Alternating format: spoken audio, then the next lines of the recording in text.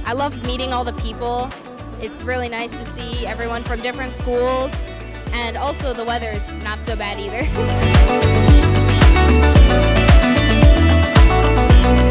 I don't know, it's really fun to see everyone's project. We've just been working on this for, almost a whole year, and so it's really good to get feedback and to tell people about what we did. We're really proud of it, and so it's just nice to share that, I guess. The project is using surfactants, which are chemicals found in soap or detergents, to enhance the evaporation of produced water in the Permian Basin.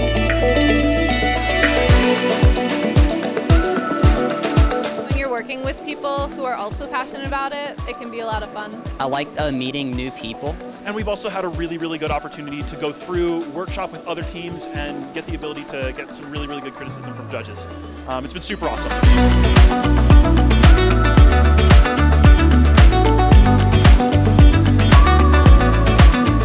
So our project manages reverse osmosis brine. It used valuable components of the brine to create commercial acid and base products.